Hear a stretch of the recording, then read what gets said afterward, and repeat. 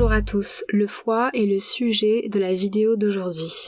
C'est un organe crucial du corps humain et son bon fonctionnement est indispensable pour une bonne santé. Vous serez surpris de découvrir à quel point le foie est essentiel à notre bien-être général. Dans cette vidéo, nous allons explorer les fonctions du foie, l'anatomie du foie, son rôle dans la digestion et quelques conseils pour maintenir un foie en bonne santé. Le foie est le plus grand organe interne du corps humain. On peut dire qu'il présente 4 principales fonctions. Le métabolisme des glucides et lipides, une fonction de synthèse de plusieurs protéines sanguines, une fonction de détoxification fondamentale et la fameuse fonction biliaire puisqu'il produit la bile. En ce qui concerne le métabolisme des glucides et lipides, il régule les niveaux de glucose dans le sang en stockant le glucose sous forme de glycogène lorsqu'il est en excès et en le libérant lorsque les besoins énergétiques du corps augmentent. Le foie, c'est le lieu de stockage principal du glycogène avec les muscles. Le glycogène étant un polymère de glucose qui sert de réserve d'énergie dans le corps humain. Ensuite, il est également impliqué dans la synthèse des lipides et des protéines. Sa deuxième fonction est très importante puisque c'est le foie qui est responsable de la synthèse de nombreuses protéines essentielles telles que l'albumine. L'albumine, c'est la protéine la plus abondante dans le sang, donc très importante, mais aussi des facteurs de coagulation qui participent à la formation de caillots sanguins afin d'arrêter les saignements excessifs dans le corps et éviter des hémorragies. Et puis il participe aussi à l'activation de la vitamine D. Je vous ai fait 2 vidéos sur la vitamine D déjà si ça vous intéresse.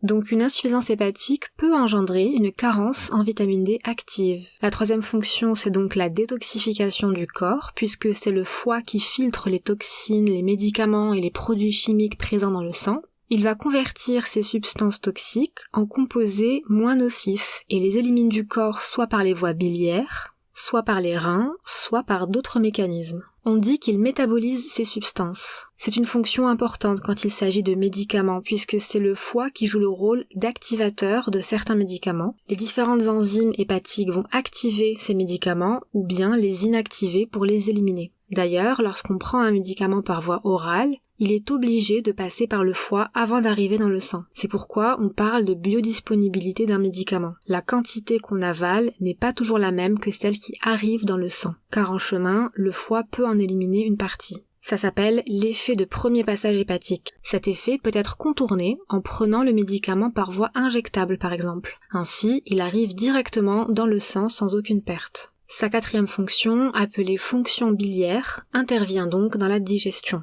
puisqu'il produit la bile. La bile est une substance jaune-verte qui est produite par le foie, puis stockée dans la vésicule biliaire. Elle joue un rôle crucial dans la digestion et l'absorption des graisses. Comment est-ce qu'elle fait pour faciliter l'absorption des graisses ? Eh bien, elle émulsionne les graisses alimentaires. En gros, les acides biliaires mélangés aux lipides provenant de l'alimentation vont former ce qu'on appelle des micelles. Ces molécules sont plus faciles à absorber par les cellules de notre intestin grêle. Une fois à l'intérieur de ces cellules, les micelles sont reconverties en triglycérides, phospholipides et cholestérol. Elles favorisent également l'absorption des vitamines liposolubles A, D, E et K, aident à éliminer les déchets du corps et contribuent à la régulation de la fonction intestinale. Sans une quantité adéquate de bile, la digestion des graisses serait compromise, ce qui pourrait entraîner des problèmes digestifs et une mauvaise absorption des nutriments. Maintenant qu'on a vu les fonctions du foie, regardons son anatomie. Le foie est un organe situé dans la partie supérieure droite de l'abdomen, en dessous du diaphragme.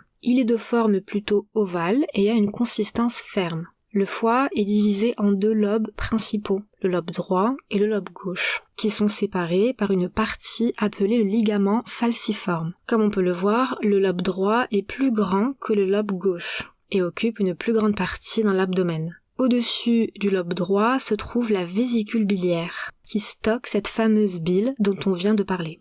À l'intérieur du foie maintenant, on trouve de nombreuses structures vasculaires. Le principal vaisseau sanguin qui approvisionne le foie est la veine porte, qui va transporter le sang provenant de l'intestin et d'autres organes abdominaux. C'est donc cette veine porte qui va acheminer les médicaments pris par voie orale qui se retrouvent dans l'intestin vers le foie afin qu'ils y soient métabolisés avant d'arriver dans la circulation sanguine générale. Le foie est également irrigué par une artère hépatique qui apporte du sang oxygéné pour les cellules du foie afin qu'elles puissent bien fonctionner. Ces vaisseaux sanguins se ramifient à l'intérieur du foie, formant un réseau complexe de vaisseaux plus petits appelés sinusoïdes hépatiques. Le foie est également composé de milliers de petites unités fonctionnelles appelées lobules hépatiques. Chaque lobule est constitué de cellules hépatiques appelées hépatocytes, disposées en couche radiale autour d'une veine centrale. Les lobules hépatiques sont organisés de manière à faciliter l'échange de substances entre le sang et les cellules hépatiques. Donc on peut imaginer la fonction de détoxification hépatique qui se fait par l'échange de substances toxiques présentes dans le sang vers les cellules hépatiques qui vont permettre de les métaboliser et de les éliminer. En ce qui concerne la structure interne du foie, il est important de mentionner les canaux biliaires. Les hépatocytes produisent de la bile qui est ensuite collectée par de petits canaux biliaires à l'intérieur du foie. Ces canaux vont se rejoindre pour former le canal hépatique commun qui quitte le foie et se connecte au canal cystique de la vésicule biliaire, formant ainsi le canal cholédoque.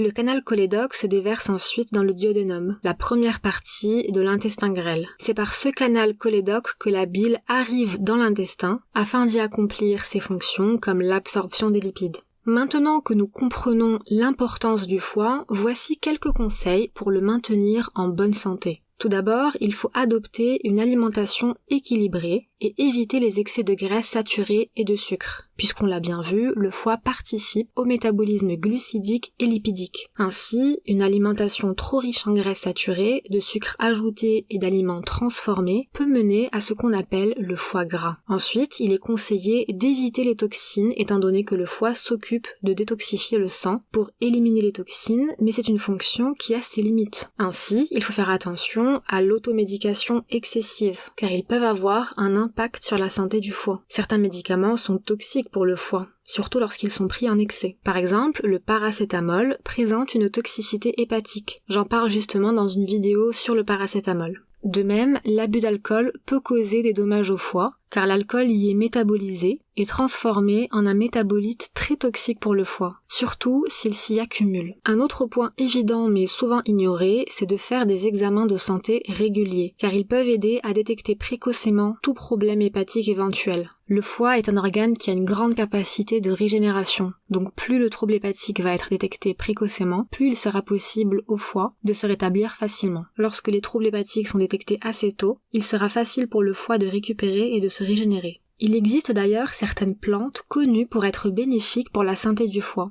Le chardon-marie est l'une des plantes les plus populaires pour la santé du foie. Il contient un composé actif particulier qui se nomme silimarine et qui présente des propriétés antioxydantes et hépatoprotectrices. Du coup, il peut aider à protéger les cellules hépatiques contre les dommages et à stimuler cette régénération du foie. L'artichaut est un hépatoprotecteur qui stimule la production de la bile et facilite la digestion des graisses. Le curcuma est une épice aux propriétés anti-inflammatoires et antioxydantes. Son principal composé actif, la curcumine, peut aider à protéger le foie contre les dommages oxydatifs et à réduire l'inflammation dans le foie. En conclusion, le foie est un organe vital qui mérite notre attention et nos soins. En comprenant ses fonctions et en adoptant de saines habitudes de vie, nous pouvons préserver notre foie et améliorer notre bien-être global.